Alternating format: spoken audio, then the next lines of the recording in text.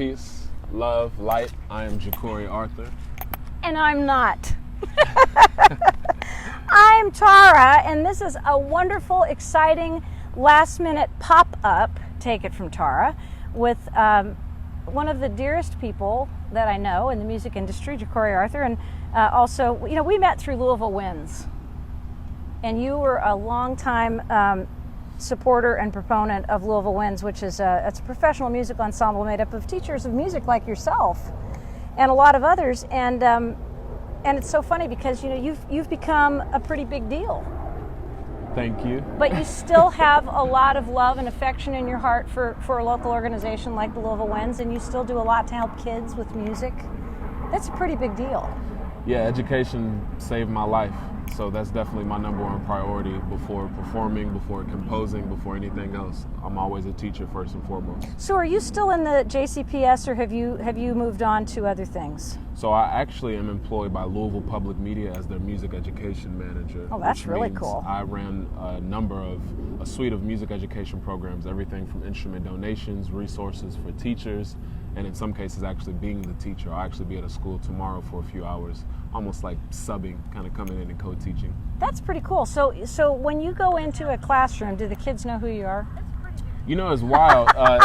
This summer I did a community center tour and went to all of our community centers that serve youth, and I performed and I taught music and I brought instruments with me and let them kind of just explore That's awesome. What it's like to make live music. And I didn't realize that the kids knew who I was until I did that community center tour, because everywhere I went, I remember you came to our school. So it's kind of strange being recognized in public, but I appreciate the fact that I'm recognized as a teacher, as an educator first and foremost, as opposed to simply being an entertainer or a rapper, which some people might equate my notoriety to. But I love the fact that I'm known as a teacher first and foremost. I love that too. And you've got you always have some sort of project going on, and you're always helping somebody. And we were just talking about the fact that I'm going to be doing this interview with Kevin Bernardos in a minute, and you said you had some tickets, and you're going to give them away to some organizations that support youth in Louisville. What particular organizations do you love to work with? Which ones? Because I was thinking about this. You know how they always pop up with hurricane relief and all these places? You don't know who the heck these charities are. You have to go to Charity Navigator and see if they're legit. So who are some of the organizations that you personally love to give support to and help to in Louisville? On a regular basis, any month you can catch me working with the Boys and Girls Clubs of Kentuckiana, Youth Spiritus, Cabbage Patch, of course our Metro Community Centers with Parks and Rec, and of course Jefferson County Public Schools. Mostly all youth service organizations, those are my go-to. Any place that is enriching the young mind and helping them shape our future. You made a comment just a minute ago about the fact that education saved your life. Tell me that story. There's a lot of stories, but in general, I can probably count on multiple hands, if I have more than two, the times where a peer of mine is either dead or in jail because of a life that I chose not to follow. And instead I decided to join band, I decided to practice an instrument, I decided to go to college and become a music educator, and that's where I am today. So where did you go to high school? I went to Pleasure Ridge Park. And where'd you go to college? University of Louisville. Awesome. That's amazing. And so you got out of an environment that could have been deadly, extremely deleterious to your life, and you became a teacher and you became an advocate. What do you tell particularly young men who could possibly have been in the same footsteps that you could have followed? What do you tell them to help them follow yours instead? Living by example is definitely one of the most significant ways that you can show them instead of telling them. But oftentimes when I'm with those young men, I just let them know your mind, your skill set, your opportunities can take you around the world. That's exactly what it did for me. And I'm no different from you. We come from the same streets. I still live in those streets because I believe it's important to be where my work is based. And again, living by example and letting them know that you can do more than what you see around you. We don't have to just be entertainers or athletes. We can be educators, we can be composers, we can be anything that we want to be, even if you don't see it right in front of you. It's all obtainable. You're going to be involved with Love Sings Louder. Yes. Tell us about that, because I did a lovely live cast with some folks at JCC the other day, and it was spectacular. So tell us about it coming up next weekend, not this coming weekend, but next weekend. Love Sings Louder is kind of like this.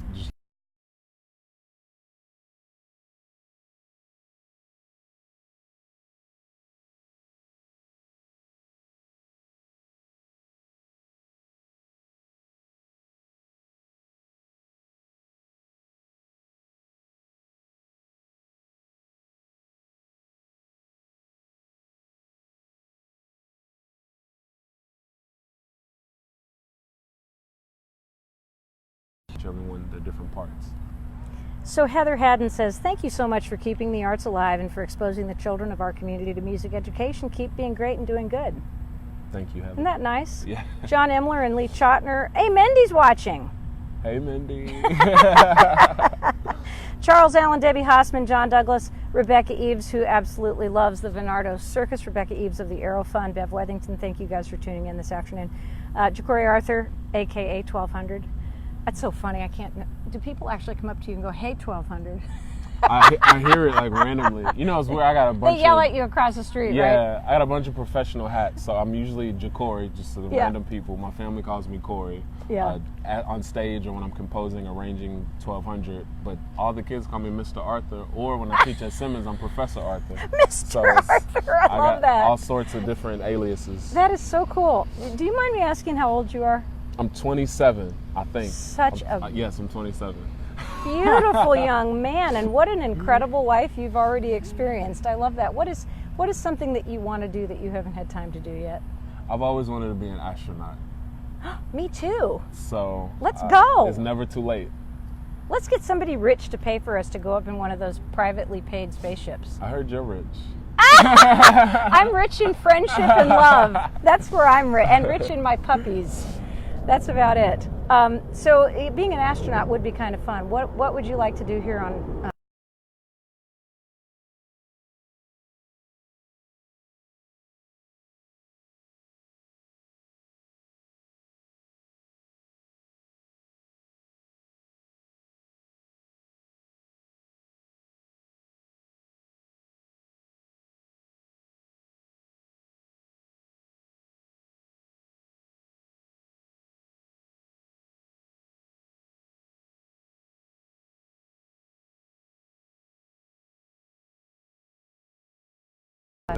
something maybe a little bit more realistic. Yes. Would be to visit my home country, which is Nigeria. Oh, cool. I not too long ago did a DNA test and found out that majority of my DNA is based in Nigeria. Fascinating. So I've been to so many countries all over, and I would love to just visit where I derive from, because my whole life I've been referred to as African American, and I've never stepped foot in Africa. Do you think you have living relatives there? I wouldn't know. Just because of the atrocities that have put me where I am today, made it illegal for us to even know or speak that language or practice that culture. So I don't know if it's possible to find them, but who knows? Do you think that something like that, is it Ancestry.com or 23andMe or something like that, would they have contacts? I know that Kristen Cornett, a former meteorologist from Louisville, just found out she had, half a dozen siblings that she didn't know about. Half siblings, full siblings, and she searched them out.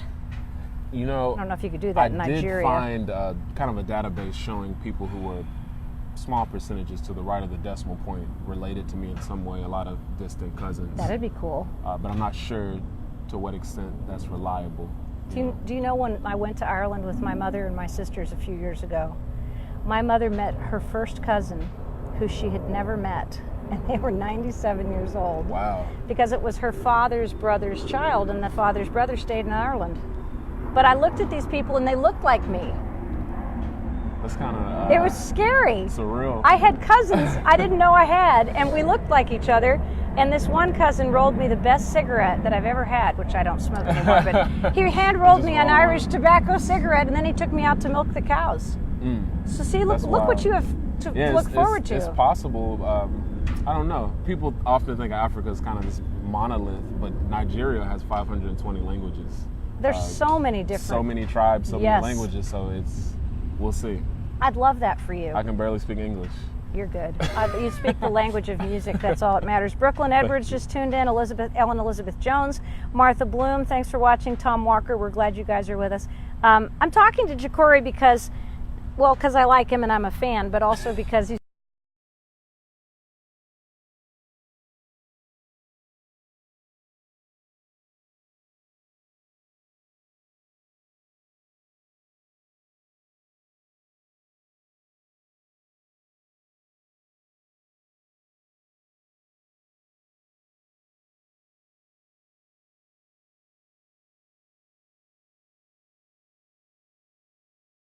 Jecorey is going to be playing some of the Louisville Winds music, which is really nice. What kind of time of day could we expect to hear some of that fantastic music? So WUOL, of course, is 24/7. Next week, I'll be on air 2 to 5, Monday, Cool. Friday, throughout the week, kind of. In the middle of the week, I'll be gone. I'll be playing with the Indianapolis Symphony Orchestra. But when I'm there Monday, Friday, for sure, 2 to 5, WUOL. So when you go to play with a symphony orchestra, are you playing one instrument or are you pulling out all your gear and doing all that cool stuff? It depends. So I'm rapping. I might Awesome. be playing percussion, a multi-setup, a little bit of everything. But this orchestra, I'll be doing some spoken word, a little bit of singing as well.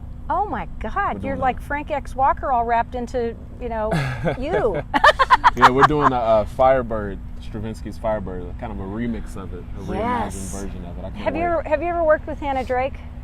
All the time. She's a great spoken word poet. Yeah, that's my sister. Man. Shout out to Hannah. She's awesome. I love you, Hannah. It's good to see you. Alan Jenkins and Melissa Garriott tuned in. Thank you so much. We appreciate you. What's the word you want to put out to our community right now? Read. We gotta read. You know, sometimes I forget I'm in the state We of should be Kentucky. reading weather maps, actually. Sharpie.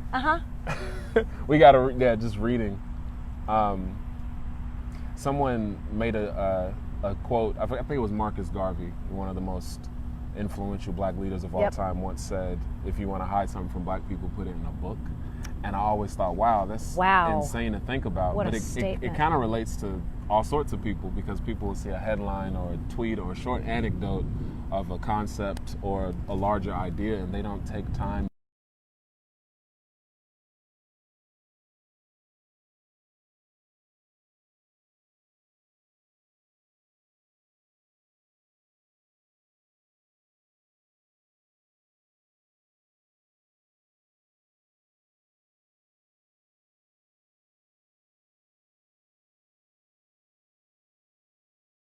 It was cool. But yeah, I agree with you, because there are way too many people who grow up, and I work in mental health as well, and I know a lot of folks who have severe and persistent mental illness who couldn't make it through, or they just were passed through school, and they don't know how to read and write. Right. It's terrifying. And you think, how do they survive? I can't imagine. How does anyone survive? And how do you have opportunities if you can't function at least the same baseline as the people you're competing against for the jobs? What's the biggest crisis that the young men that you were just talking about, and I'm assuming you're also referring to, the streets of West Louisville and the areas that have had a high crime rate. What's the biggest concern that you have for the kids who are following behind you? Because you're 27 years old. Right, for sure. Economical. You're not too far gone. Right. Economic opportunity is a huge disparity. People often talk about achievement gaps. Yes. As far as education goes. Yes. And we have to think about the fact that it's almost like plugs and outlets. If you're graduating and we're thinking that education is supposed to be the outlet, not realizing we have nothing to plug into that outlet. If you're graduating with your education but you can't get a job that gives you a living wage, right? Almost like, what's the point? Yeah. So we definitely need more economical opportunities for all people who live in those kinds of neighborhoods and cities across our nation, for sure. Yeah, pretty scary when you stop to think about it. And I'm just hoping that the city will step up and help us with the issues that we have right now, experiencing homelessness, people with substance use disorder. There's a lot of money flowing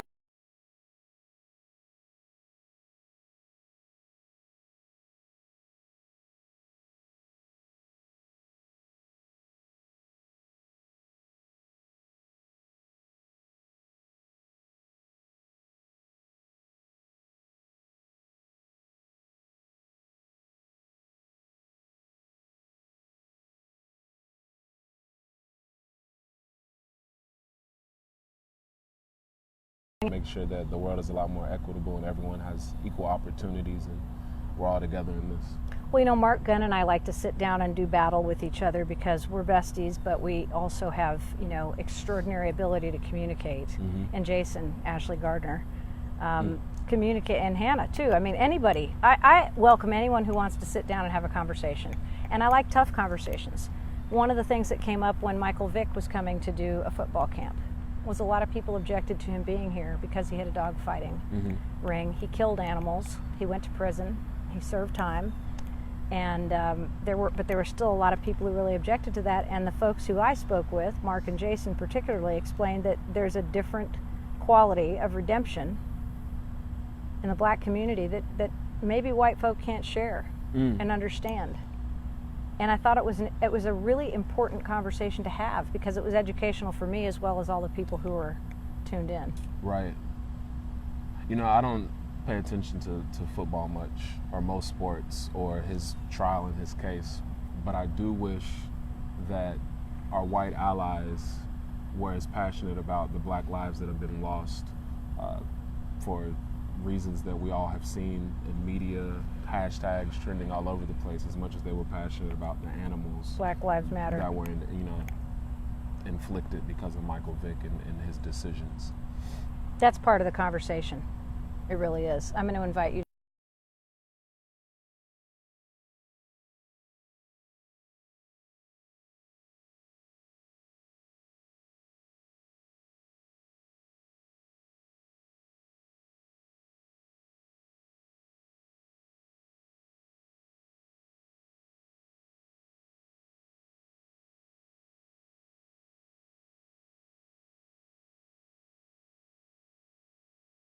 Are so red taped as far as being able to access even music digitally rights online. Yeah. Right.